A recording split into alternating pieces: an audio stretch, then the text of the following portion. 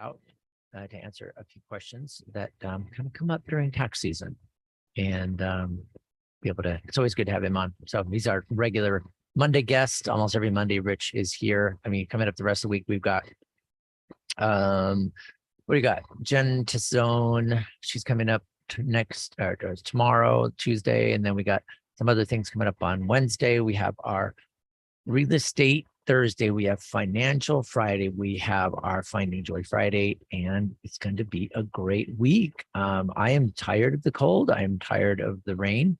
I really have enjoyed that we've had a lot of rain. I don't mind running my fireplaces at night, but I just want my San Diego weather back, and I know we'll have it soon enough. It was really great on Saturday. Drove some sun. It was great. I wanted to talk about an interesting topic, and that is talking to your parents, what conversations to have with your parents. And this could be also what conversations should you have with your kids. And this isn't the birds and bees one. That's a different show. That's actually a show I don't do. But I want to talk about 5 different conversations to have with your parents. This comes out of personal experience with both of my parents, and they're not easy. Kind of like when you're trying to talk to your kids and tell them about, when do you talk to them about, the birds and the bees, what we call it, when do you talk about have these serious talks with your kids? And it depends on their age, it depends on their maturity, it depends on whether they ask questions, or do you wait till they ask questions? You tell them ahead of time, all those things. Well, we run into the same thing with our parents. And that is if you know that your parents do not have an estate plan, or you suspect they don't, or you think they're not being, totally like telling you everything that you'd like to know, then, maybe it's time to have that conversation. And I don't mean the talk where you're, digging into all their finances and trying to figure out where their money is and how they're going to spend it and who's the benefit. I'm not talking about like all the specific details of, Mom, why did you spend that much on socks last week? You could have got them on sale or Facebook Marketplace for free, or borrowed them from me, whatever. Not those conversations. It's their money. They can do what they want. But I think the financial talk is number one. The financial talk. Does your mom have enough money to live on? We had that conversation with my mom a lot. It finally got to the point where she realized she didn't have really the desire and really kind of the cognitive ability to manage her money, because she was starting to get these deals in the mail, and they were crooks basically sending her, you won $1 million, just send $12 for processing, just send $14 for processing. And so she, you think, well, that's silly to fall for stuff like that. Well, try being in your mid-80s with dementia and have a checkbook, and you're confused by people saying, yeah, it's $12 for processing, but we're just, we just need to, we're not going to pay for postage to send you your $1 million check. So send us $12. And she would. So the conversation with Mom is, tell us about your money. What money did you have on? And we ended up, my sister took over her finances because it just wasn't working out. She did not have enough money to live on. And we, as the kids, chipped in and figured out how much she needed a month and came up with it. So with my dad, it was a little bit different. We knew we had enough money to live on. My financial talk with him was, where's your money? What accounts do you have? Where are your investment accounts? What about your real property? Just different things to figure out where things were. Where did you keep it? I ended up having that conversation with him. He kind of started it, well, Gary, I think maybe we should talk. And I did talk to him about it. I said, well, I can come every month. And he goes, why would you do that? Just to talk to you and make sure I understand. I'm going to tell you everything you need to know today. So we went in and I drew a picture of his file cabinets, and I wrote what was in each one, a picture of his desk. I drew a diagram of his desk and where the notebooks were to tell me how much, his investments and stuff were. But it was good. We had that conversation. He was still alive. He was still competent. And at least I knew how to function as his successor trustee. That's the financial talk. And you got to have that. If it's just a matter of, Mom, tell me, what are you living on? Can I just take a look? Is your Social Security enough? I'm trying to figure out if you have enough food and whether you need me to get your groceries or whatever. But that's a talk we got to have with our parents, young or old. Healthcare talk. Is number 2, medical issues, medical decisions. Mom, do you have a form that says whether you want to be on life support or not, if you're a vegetable? And if she doesn't, then she needs to get one. Number 3, the aging talk. Well, what happens, Mom, if you need care? I mean, what about, we get to the point where, we can't care for you anymore. I mean, it's just too much work. It's too expensive. And we need to have 24-hour care. Would it be okay if we put you in senior living facility or center? Would that be okay with you? With my mom, it was absolutely not. I will never go there. Don't ever do that to me. So my sister took care of her, did a wonderful job all the way to the very, very end. And, it was a great blessing to our family to have that. But it was like that talk to have with parents, like, what are you doing about, and you're getting older. That's the bottom line, Mom. This is just happening. And we want to be able to take care of you. We want to know what's going on. And that is the aging talk I think we all need to have with our parents. What about the 4th and 5th one? You're listening to The Word on Wealth. This is Gary Quackenbush. If you want help with any of these conversations with your parents, or let me have them with them, bring them in. Let's talk about it. The number is 855-500-TRUST. Please don't wait until it's too late. That's not an intentional rhyme, but it is. Don't wait till it's too late, because if you wait till it's too late, there's nothing you can do except go to court and get a conservatorship, which costs, $5,000 in 6 months of your life. And it may not be necessary. Get your parents, make sure that financial talk, that they not only do they have enough to live on, but they've got their financial house in order. Okay, that's important. That brings us to number 4, the end of life talk. What do they want to do if they have a terminal illness that will end up taking their life? What is their desire? And it was different for my mom and dad. They both wanted different things, dramatically different things. But that we need to know, because when the time comes, who's going to be making the decision? And here's what happens. The problem happens when one child believes they understand what mom wants, and so does another child, and they're not the same thing. The healthcare power of attorney is super important, because if you give authority to one of your children or somebody to make healthcare decisions for you, and they're the ones that have the authority to make those decisions. 1 minute. And the document gives you the guidance, because you write down what you want. You want to be on life support if you are terminally ill and the life support is just delaying things, or if you're vegetative. You make those decisions ahead of time. And that's a kind thing to do, because you told your healthcare power of attorney, your child, your sibling, spouse, you told them what you want, so that when that time comes and you cannot be communicated with, and you're super sick and you're going on life support, it's not fair for somebody else to have to make that decision. I mean, I don't think it's fair to say, you know what, I'll be incapacitated, I won't care, whatever decision you want to make. That's just not fair. You make the decision yourself, and you declare it in a healthcare power of attorney physician's directive. And it just makes it easier for everybody, even you, because you're going to know that you made that decision. With help, happy to help with that. 855-500-TRUST. Coming back, I got number 5, talk to parents. What combo to have with your parents? Coming back up. You don't need to know everything. You just need to know where to find answers you can trust when you need them. Welcome to The Word on Well with Gary Quackenbush. We're here to help you build, protect, and transfer everything you've worked hard for with expert estate planning, trust administration, inheritance, and probate. Call Gary and the team at gqlaw.com. 855-500-TRUST. You're saving and investing for the future, and that's good. Have you ever stopped to think, where does my money actually go? This is Faith-Based Investing with Anthony Wright. Most Christian families don't understand this one thing. The money that you're saving for retirement helps fund the abortion industry as well as other liberal anti-family causes. It's the sad, dirty little secret of American investing world. And here's the good news, though. You probably also didn't know that just a few minutes of your time, and we'll screen and clean your investments for you. There's no cost, no obligation. Learn the truth about your own investment mix. Then the choice is yours. Remember, the word says when God's money is in the hands of the righteous, the people rejoice. Well, we also are fiduciary investment advisor representatives. That means that our firm makes a pledge to always act in your best interest. Go to BibleSafeInvesting.com, Download a free copy of my book, Faith-Based Investing, or call me at 931-RETIRED. And please don't forget, listen to Faith-Based Investing this weekend right here on Family Talk. Gary, our listeners are asking about trust disputes and whether or not they'll actually get the inheritance they're expecting.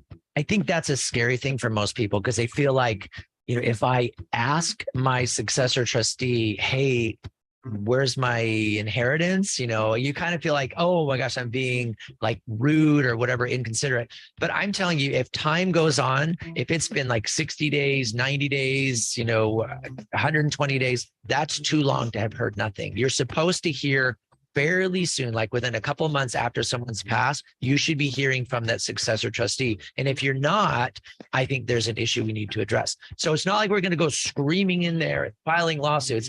We kind of use gentle nudges like, hey, do you know what you're doing? Successor trustee, we kind of want to help you do your job, and we help beneficiaries kind of get things straightened out. Call or click to request your free initial consultation. GQLaw.com, 855-500-TRUST, GQLaw.com. Dave Stahl, a man of many.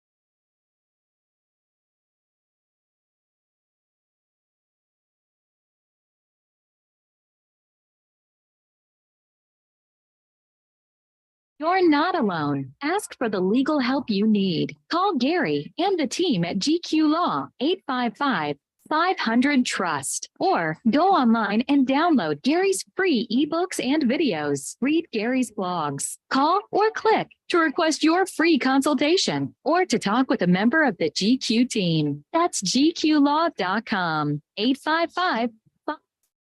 You're lying. Welcome to the Word on Wealth, friends. We're so good to have you along and learning about your estate plans. And coming up, we're going to talk to Rich Mathurin, an attorney with GQ Law, and he's going to talk about taxes, tax situations, tax problem solving. What happens if you owe money? What do you do? Can you get out of it? What about penalties? What about audits? Those type of things. Always good to know any time of the year, especially during tax season. Always a good time to kind of get your house in order, get things straightened out, figure things out. We can talk about money and money situations with Rich, and that's coming up the bottom of the hour. We do have lines open today. This is a live show. Call us at 888-344-1170. And let me know what you think. Have you had trouble talking to your parents, or did you figure out a good way to do it? Some people don't. Some people do, but it's a conversation you got to have. Now, here's this is my fun one. Okay. The legacy talk. We've already got, the financial talk, the health talk, aging talk, the end of life talk with the healthcare power of attorney. And I want to talk about the family legacy talk. This is one where if you don't do it, you're going to be sad. Okay. You'll have regrets. This is what do they want you to remember about them? Family stories, treasures, heirlooms. When you got my dad to talk about him and his childhood stories, it was pretty fun.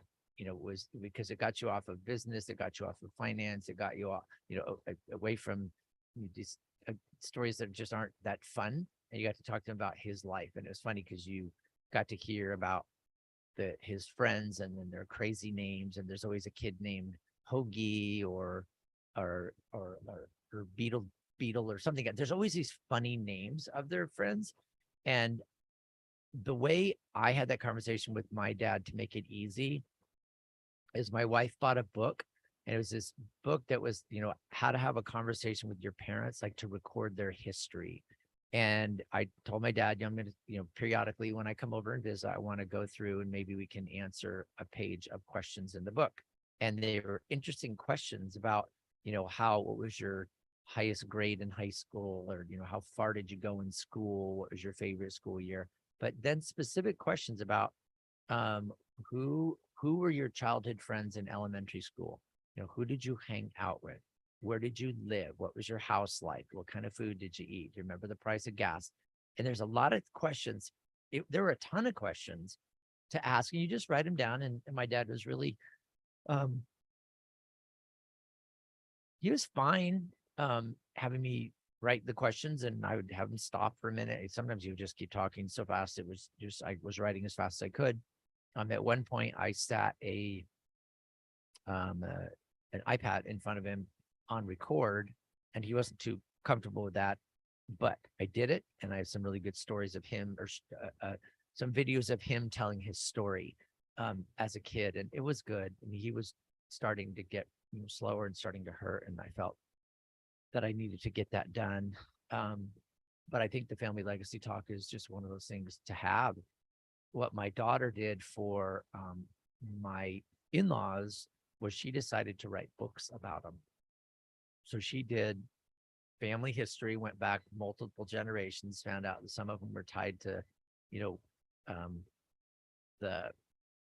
back to the George Washington era and the different, the Civil War, and just tied families back, and ended up then interviewing the grandparents, it would be her grandparents, about their lives and what it was like as a kid, and they remember the war, and really interesting. But she went like way further than most people did, and she actually wrote a book that and had pictures and family history, and did a terrific job. And it's something she could publish, but she wouldn't, because it's just about her grandparents, and it was wonderful.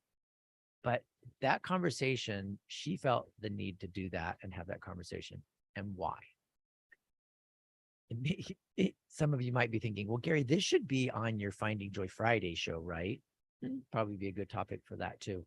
But why do we journal? Why do we want to know about somebody's family legacy? What is the big deal?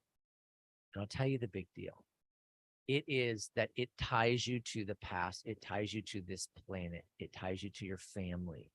It lets you know that you are someone, and that it's important to be someone and to have an important role in your family's life. And even if you had ancestors that were pirates on the high seas, and you're thinking, whoa, I don't want to be related to a pirate. Oh, baloney. Of course you do. That's the coolest thing ever. And sometimes you have an adventurer, like uncle, that was like always in South America or Africa or whatever. But you find these people that have these unique lives, and they're in your line. By the same token, this family legacy talk you're having with your parents and finding out about their family stories and stuff like that, the reason you want, it's just kind of a natural, innate thing. You want to learn about your past and where you came from, where your roots are, and you can do the DNA testing. There's a lot of really fun things to do. But that same feeling and love for past people is the love that you feel for your current people. And you are going to be, for them, you're going to be one of the past people, right? You're going to be in their family line and in their family history.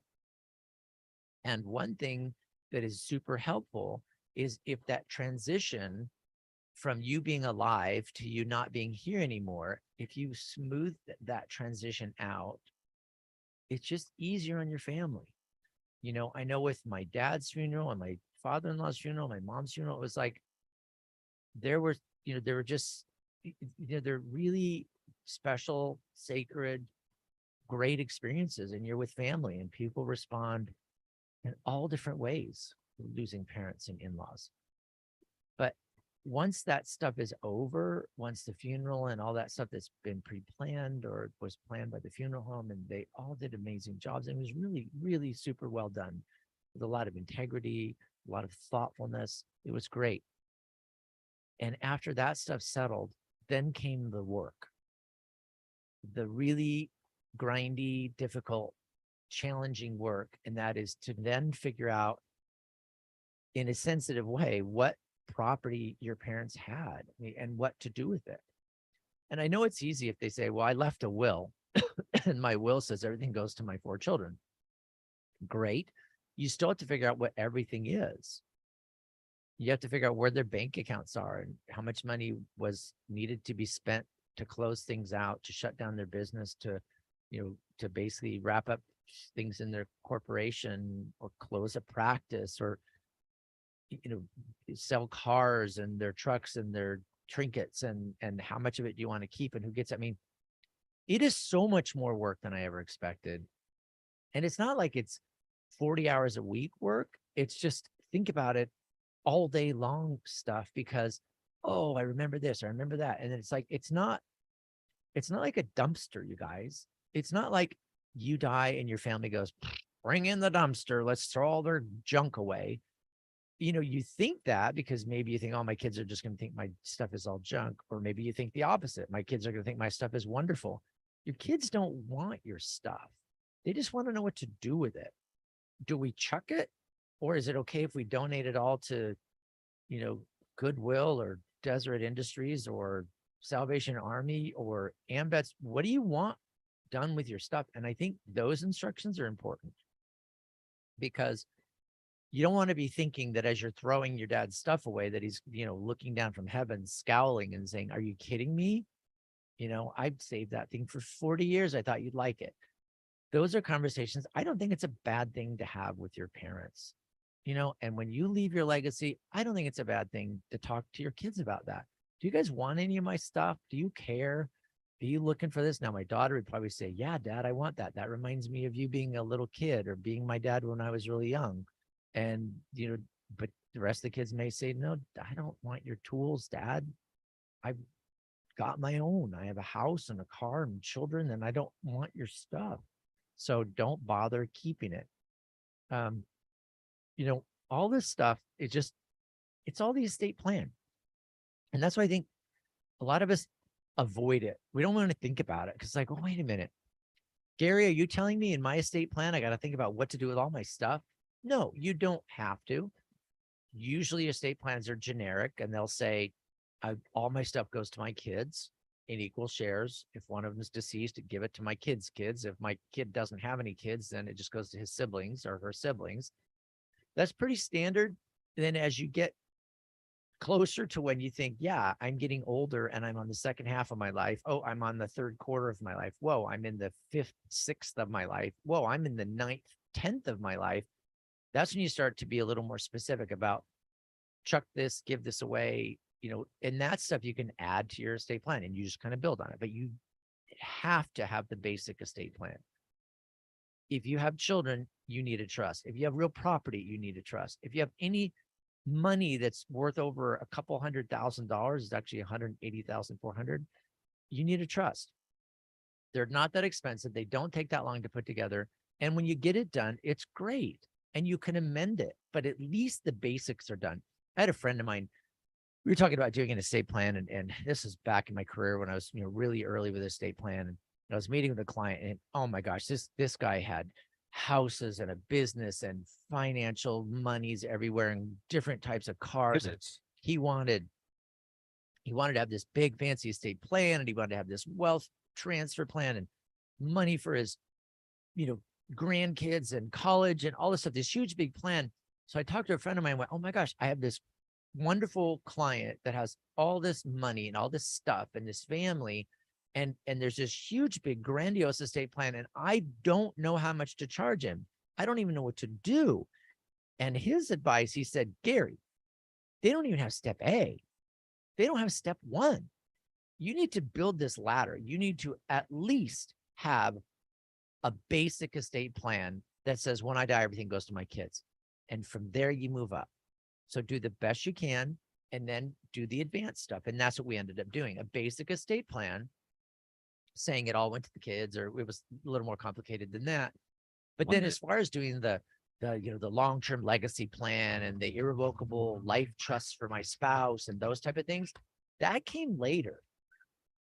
And those things you can add on later. It's just like accessories, but do the basic. Don't get super caught up in, I want exactly this. And I don't want my son to have money unless he gets a 3.6 grade point average on a scale of, just don't worry about that stuff because that's going to change. But you've got to have the basics and make it so that it's amendable. You have some flexibility built into your estate plan. I'm happy to help you with this. It's what I do. It's why I was put on this planet. 855-500-TRUST. Give me a call. Let's get your estate plan done. Let's just get it done. The summer's coming up. It's going to be, we've got a couple months, but just get it done before travel season. 855-500-TRUST. Call me today. Let's get it done. I got some spaces open this week and next, but it's going to come quick. 855-500-TRUST. Get your estate plan done. Happy to do it for you. You're going to love it. You're going to love my team and the work that we do for you. 855-500-TRUST. Coming up next, we got Rich Mathurin talking about tax problem solving here on the Word on Wealth. You've got questions. We've got answers. This is the Word on Wealth with Gary Quackenbush of GQ Law. Gary's here to give you peace of mind with expert estate planning, trust administration, inheritance, and probate. Call Gary to build, protect, and transfer your wealth. 855-500-TRUST.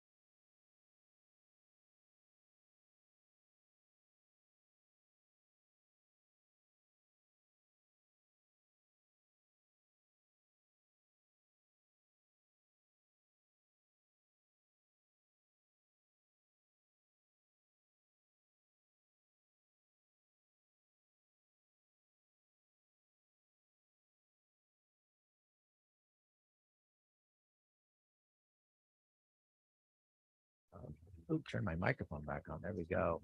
Good to have you guys along. This is Gary Quackenbush, and I told you we'd have at the bottom of the hour, we'd have Rich Mathurin, and he is here. Rich, how you doing today? Great, Gary. Good to be here. I always look forward to Mondays because I don't have to do it myself. I get to have you here, and we can figure out what's going on, and we can save the world together, right? No, I think you're pretty knowledgeable yourself, but happy to chip in. Oh gosh, oh weird. It's so the thing with Rich does we basically I don't know, we kind of created this world of this body of law that we call tax legal, and it's like anything to do with tax that kind of needs a lawyer, we call it tax legal. So we deal with, if you haven't filed tax returns and maybe you haven't filed in multiple years and maybe you owe money in that, and that's Rich's world. Since he's been with me, it's just been a pleasure to have somebody that understands this stuff, so that it's like, okay, I can have Rich do interviews. Like if you guys call, if you have a tax situation, you talk with Rich. He deals with anything, like even the money stuff. Like we'll do bankruptcies almost always Gosh, it seems like they're always related to tax problems, huh? Yeah, I would say about 90%. I do have a few that are just, credit card and medical debts, but we really focus on tax bankruptcies to help our clients. It's a good a tool to use a lot of times to discharge a lot or all of their taxes. I love that the way you're saying it's a tool, because it really, I think, I mean, that seems like that's kind of our thing as lawyers, is like, what tools do we have available to help these people out? And the one thing that I've been really pleased with is the way that, we run the tax department at GQ Law. It's like we provide tools and options. It's not just like, give us a auto debit out of your paycheck and don't just trust us, we'll do things. And then I get a little frustrated when we talk to clients that'll come in and say, oh my gosh, I don't want to do this again. I just paid somebody, $10,000 and I don't even know what they did for me. And it was a year and a half later and they just said, sorry, the IRS is really mean. We couldn't pull that off. But it frustrates me, and I know it does for you too, is that if you go to the wrong person, sometimes they just take your money and they don't do much. Yeah, I think the most important thing that we do for our clients is when we give them a free consultation and then we understand their problems. We have a tax software that runs their tax report so we can know what they owe the IRS for what years, what returns are missing. That's important information as to whether they're should be in an installment agreement, whether they can possibly be into a non-collectible, whether they can get into a partial pay installment agreement where they wouldn't full pay their balance, maybe an offer and compromise, or maybe they could do a bankruptcy. So, I think you really do need to analyze both their tax situation, their income, and their assets, because, it isn't just straightforward that anybody qualifies for an offer or anybody qualifies for a bankruptcy. You do need to do the analysis. But then you hear a lot. I mean, the radio's got commercials all over the place, and it just seems like, there's almost this pie in the sky, like, oh, if you owe the IRS more than $50,000, come in and we'll wave our magic wand and you won't owe any taxes anymore. It just seems like, I'd love to think that that was true and that maybe that's the way people, do marketing and stuff like that. But it just seems like that's just not the case. You don't wave a magic wand. It's a lot of work. Yeah, I had 2 clients recently that were recommended to do offers and compromise. And yeah, the IRS will do an offer and compromise, but they want full pay or, That's right. about 99% of what you owe. What good is that? So you do need to understand it isn't just, I think we've talked about this before. It isn't just a guy in a back room with a smoking cigar that gives a thumbs up or a thumbs down based on whatever you have available to offer the IRS. It's kind of a complicated formula-based program. And then there's work after that to try to get them to accept it. So one thing that's important to me is, again, we do the initial consultation, get the best option for the client, and then be in contact and tell them what we're doing. And, we're going to submit an offer. It's submitted. I have them come in and sign and give us the checks, and they go through the application with them so that they know what's happening. And then I try to keep them abreast of everything that's developing on their case. I think that's what makes our clients the happiest, is the fact that you keep up with them, which that's just hard work. Yeah. It's hard work, and you do a good job with that. I know it's, we talk to people that have tried other firms. I mean, I'm not saying we're the best in the world. It's just that we have clients that come in, they had a bad experience somewhere because they just weren't dealt with properly. And I just think, with tax situations, everything seems tricky. There's always some weird thing with the IRS. And I think, the one thing about doing the tax problems, it almost seems like when you figure out what the IRS is capable of doing, I think people almost don't believe it. Like let's say somebody has this tax problem and, they owe a whole bunch of money and they've just ignored it. And they kind of almost successfully got all the way through the pandemic. And the IRS is like, oh, they feel like the IRS is asleep. And then we explain to them, if you don't do something, the IRS says you owe them money. Eventually they're going to come and they can get your wages. Oh, I don't have wages. I'm 1099. Okay. Well, then they can go and they can contact all of your payors, like anybody you've received a 1099 from in the last couple of years. They could get those 1099s and send levies to all of your payors. I think sometimes people just don't believe the IRS actually has that kind of power. What can the IRS do if they really, if somebody was really ignoring them and just trying to blow them off and saying, I'm not going to pay these taxes, what does the IRS have the power to do? Well, I think the most important thing is they do not need to get a judicial order to, they don't have to file a suit in civil court to try to collect on their tax debt. They can they automatically have like you mentioned, the garnishment power, the levying power. They can levy your bank accounts. I have seen with some business owners that don't follow the payroll taxes and the unemployment taxes. I have seen some revenue officers locally that are threatened to shut down clients that do not follow the rules. So they have a lot of power. They can in essence shut down your own business if you don't try to get in compliance with them. And so when that's threatened, when there's kind of that option, the IRS revenue officer is like saying, I'm going to shut down your business. They can send in a keeper to check out, you make sure, go through your mail and get out the checks. They can stand at your cash register. There's a lot they can do, but is the IRS in it? If they really have that kind of power, are they that brutal, or are they just, I guess what I'm trying to ask is, like, if you decide, okay, fine, I'm going to cooperate, does the IRS then cooperate with us, or are they just going to continue beating them up? No, if you cooperate with them, that means filing all the missing tax returns that you have. And like I said, there are solutions: installment agreement, offer and compromise, possibly non-collectible, or a bankruptcy. If you try to make some type of arrangements, they want you to get in current compliance. That means filing all your tax returns on a current basis and paying the taxes due. And then they will work with you on the past things, but they want you to try to get in some type of a payment plan or some type of payment on your old balances, and then be in compliance going forward. Those are their two main keys. They don't want you to keep getting tax balances every year, and because that will default your installment agreement, that will default your offer and compromise. So that's a key thing. Take care of the old stuff, but make sure you're gonna start complying going forward. That's very important to them. You're listening to The Word on Wealth, and we have here tax attorney Rich Mathurin is with us, a regular guest with us on The Word on Wealth, and we're going through some of the options that are available if you have a situation. May not be you, maybe a friend or relative, or it may be you that needs help dealing with taxes. They're pretty technical. The IRS has a lot of power. I think the thing that really kind of, I guess, the thing that gets me the most, I don't know, afraid of them, but the most excited is the fact that the IRS doesn't have to get a judgment. Like if I owed, like, let's say that I owed money to Rich. Okay, Rich would have to sue me to get the money. So he has to go to court and get a judge to agree with him that I owe him money. Okay, that's a process that'll take 6 or 8 months. You don't even fight it, right? Yeah. And then the judge says, yep, Gary owes you money. Great. Now what? The judge is going to have to give him another order to go after my wages or my self-employment income or whatever. But it's this long process. And the IRS, they don't have to do that, right? It's by statute. It's like, if you owe the taxes and there's been this determination, there's notices and all that. It's just like, they don't go to a judge. They just say, oh, time to levy. Exactly.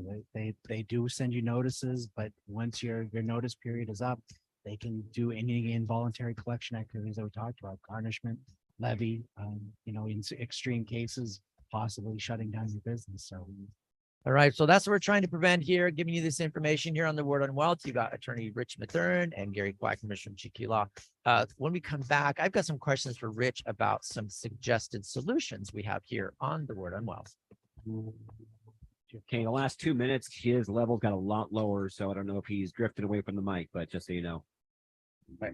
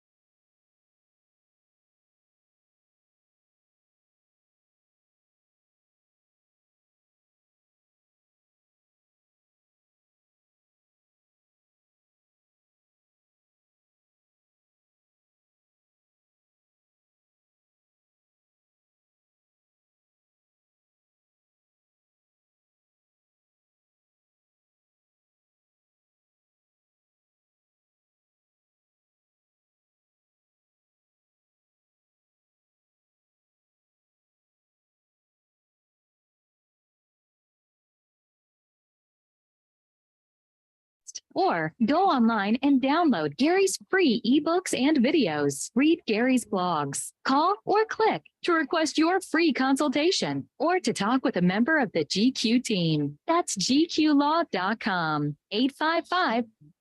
You're live. Hey, welcome back to the Word on Wealth. This is Gary Quackenbush and Rich Mathurin. And we have a caller, Linda, on the line. Welcome to the show. Welcome to Word on Wealth, Linda. How are you doing today? Hi, fine. My question is sort of tax associated. If I have an IRA, either Roth or traditional IRA accounts, and the bank goes out of business, it's closed, and the FDIC that insures the amount that I have in there pays me, is that considered a distribution where they just send a check for the amount of the IRA, or can you keep the determination of the IRA and sort of roll it over somewhere else? Wow, Linda, that's pretty, that's a good question. It sounds like something in very recent days, right? With banks collapsing. So what happens is, like, if you, it will not be a distribution if you get it back into an IRA within 60 days. Okay. So Okay. it's like a rollover, 60-day rollover. Well, it's not even a rollover, because the rollover is like if it's a 401k and then your company and you want to pull it out of your 401k, so you roll it over to an IRA. If it's already in an IRA, you can move it from one IRA to another IRA and you can actually pull it out. They'll write you a check. The company will actually call it a distribution. But as long as you put it back into another IRA within 60 days, then there's an exemption then. So you'll get a document, a tax document saying, hey, you took a distribution of X amount of money from an IRA, but then you just prove, or you show on your tax return that you put it back in. And that way there's no tax consequences of that. Oh, okay. So they'll write me two checks if I have a Roth IRA and a traditional IRA account that they're paying, the FDIC is paying out. They would send two checks? I don't know exactly. In all my years doing this, I've never had the FDIC cover before. I mean, which is probably a really good thing to haven't seen a bank collapse with IRAs in it. But yeah, because they're separate accounts, they're not just going to send you together. They're two totally separate accounts, and they're going to have to guarantee or pay on both of those accounts, and it's going to have to be separate. Okay, good. And if it's not, I mean, you could still, what you would do is you'd find, an investment advisor, or you find a company that will, take your IRA and then have them split it back out, because and I understand your thinking, which is right. And that is, if it came from a Roth, you got to put it back in a Roth. If it came from a traditional, you got to put it back in a traditional, but you'll be able to do it, and you'll have the 60 days and, and it's from when the FDIC covers you, whenever that is. So you just have to watch your timing on that. Great. Exactly the answer I was hoping for. Thank you very much. You're welcome. Thank you, Linda, for calling the Word on Wealth. We have other lines open. If you want to give us a call, we'd be happy to answer your question right here. 888-344-1170, 888-344-1170. You got two attorneys on the radio right now. How could you resist calling and asking us a question? Got Rich Mathurin from GQ Law and Gary Quackenbush. Rich, before the break, we were talking about the IRS is willing to work with you. If you owe them a whole bunch of money, they're willing to work with you and it was like this huge big if you are in compliance. Okay. Now, if you're not in quote compliance, then they're not willing to work with you, because they say, well, you're not playing by the rules. And so we are not going to play the game either. So tell us what compliance is. And then if you're not in compliance, what is the way to get back into it? For the IRS, excuse me, for the IRS to, my understanding is you have to have at least the last 6 years of tax returns filed. Mm-hmm. You have to have, that would include, so that would be up through 21 now, 21 back to 17, I guess. Is that maybe it's 16, yeah, 16. That works. And one thing that I will say is, if you are a business owner and you are not having taxes taken out, you're supposed to be filing what's called the estimated 1040E estimated. Mhm. And if you're kind of owe tax balances, I don't think that the IRS generally goes after normal business owners that don't have tax balances. But if you're kind of in collections with them, they will hold your feet to the fire to file those 1040 ESs. That's quarterly. Basically, you have to pay pay your quarterly income taxes. You have to estimate them based on the previous year, or if you're if you're earning a lot less, you can base it on your current Mhm. year. And so a lot of times they will require you to pay those estimated.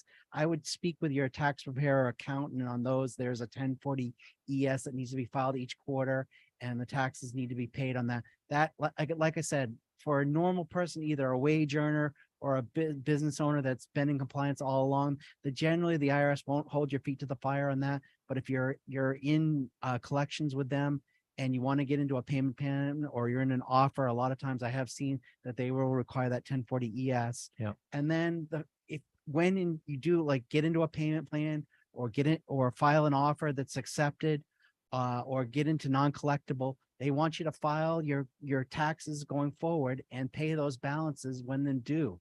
Mhm. If you don't, then that can default your payment plan, can default your offering will default your installment agreement, default your offering compromise, possibly take you out of non-collectible. So again, it's kind of like they'll work with you on the past, but they want you to stay compliant going forward. They don't want you to incur new tax balances. It isn't a credit card that you can just keep, Yeah. Yeah, that's right. putting new charges on. So it's like, once you do resolve the tax problem and you have a payment plan currently not collectible, or whatever the solution ended up being, they want you from here forward to basically obey the rules, obey the law, play it perfectly, because if you owe again, then they're just going to say, okay, that agreement that we had with you to not collect, we're removing that agreement, because the terms of the agreement were that you would stay current and pay your taxes.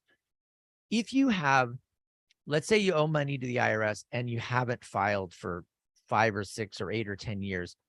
And then you look at it, and, because I know we see this, or a client comes in and they say, yeah, I haven't filed in 10 years and my records are pretty bad. I had some wages, I had some 1099 income, but I don't even know how much I made. What can you do to help them figure out how much they should be putting on their tax return? Well, we have a good enrolled agent that we refer our clients to. I can't speak to a lot of the other people in the industry, but he is able to reconstruct a lot of history using bank statements. Sometimes if it's so bad that the person doesn't have any records, sometimes he'll take somebody, like say you're a hairdresser in San Diego County, he might use that as a general basis and just try to get something filed, generally try to reconstruct it based on what he knows and using the industry standards.